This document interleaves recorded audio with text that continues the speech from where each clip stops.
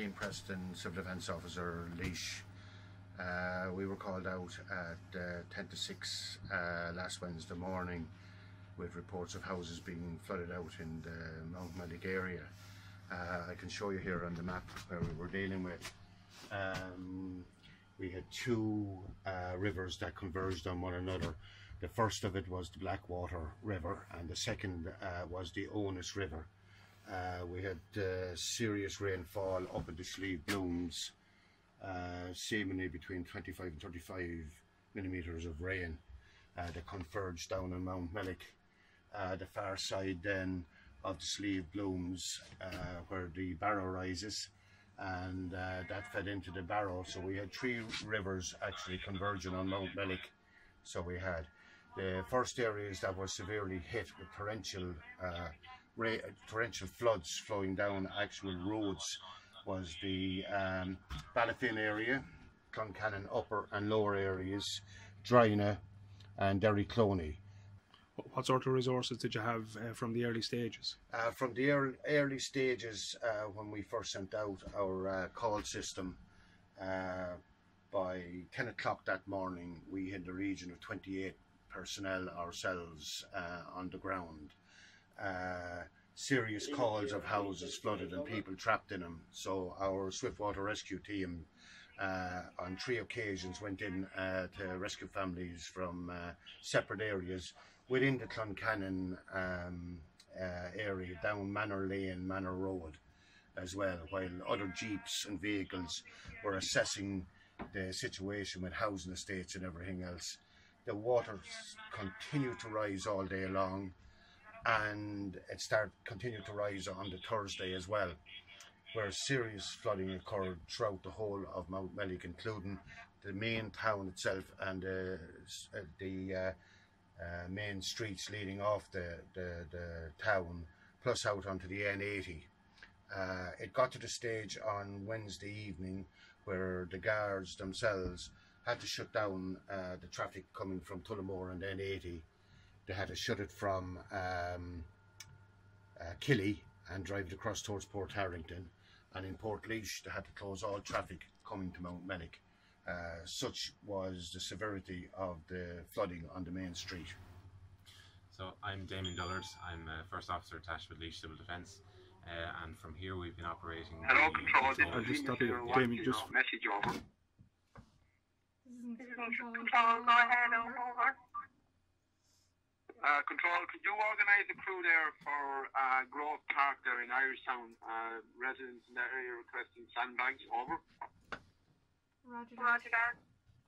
Yeah, it'll be there, not too far there from Super Value there, on the near the hospital on that road there, down by Super Value, into the right there. You're heading for the Portlaois direction. Over.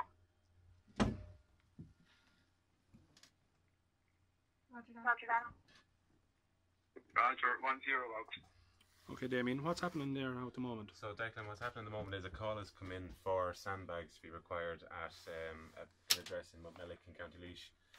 What Nicola's doing at the moment is she is logging the call, logging the incident, and we'll be assigning one of the crews to the incident now in the next few minutes. Calls like this have been coming in pretty much back to back over the last couple of days, and we'll try and get the closest available crew out there as soon as we can. And what sort of criteria is based on this system here? So this is BroadNet that you're using? Yeah, so we're using a new software. We're trying at the minute, it's BroadNet software. We're logging all our incidents, no matter how big or how small, on the software, and we're giving them a priority. What we're doing then is we're seeing our closest available resource. So we have a number of incidents live at the moment requiring a resource, and we have a number of units out there at the minute. Some of our units have sandbags on board, others have water rescue equipment on board, and we're sending the appropriate unit to the scene that's required. Okay, and each unit then has a GPS. So there's that incident now and it's live, so that person is going to be added to it. So a unit will go to that? Yeah, so immediately this unit that's been attached to it is going to get a message on their phone. They're going to get all the call instant details directly to their phone, and they'll be able to reply if they're available and if they're at scene. They'll also be able to send us details back, photos and details back through the system of the call, which are all logged on PDF formats and we can print out for the county council then afterwards. Okay, so and the person themselves then, can they close down the incident? They can deem the incident closed, they can add extra notes, or they can request extra units to attend. They can also see on their devices where other units are in the area. Okay. And request units. And the coordination centre in Portarlington, they would have access to this, or what way does that link in from here? Yeah, so it's a web-based system, so they have access to everything we have here. So the coordination centre in Portarlington have access to the location of all our incidents and our units in real time as well, so they can see what's going on and kind of make decisions from there. Commander Fergal Conroy, Communications Officer for Laois Defence, also the OIC of the unit here in Mountmellick, and you're based at today. Well, since the incident happened the other morning, Declan, we have been, our units been brought here to Mountmellick, where the area of the main concern for the residents in this area. Since then, we've distribution of sandbags to various homes. We've been helping move some of the people from their homes to the centre and on to the hotel, some of the hotels in Portarlington where they spent the last couple of nights. Okay, on Wednesday then, most of the calls began to come in, and certainly Wednesday night. Wednesday, from probably Wednesday lunchtime on, I suppose things started to heighten up, where people are starting to realise that we're in trouble here in the town. And the three rivers, you probably have heard during the day, burst their banks in the afternoon of that day. And some of them also, even earlier that morning, there was a lot of surface water, a lot of water lying around. Okay, and I know Damien was telling me about 60 calls so far have been logged with the Command and Control Centre system. Yeah. How have those calls been prioritised, and what were the most critical areas? Well, obviously, prioritising was like if there were people need to be moved, quickly out of their homes, if they're going to be trapped in their homes, we try to get those people moved out. Also, medical assessments were done by Damien and our other crews as well, that if they needed medications or need to be moved, or hypothermia and stuff like that, that could cause trouble later on in that evening or into the next day. Some people did spend the night in their homes, and were looked at the next morning and actually moved then to rest centre and moved to hotels that was provided by the local authority.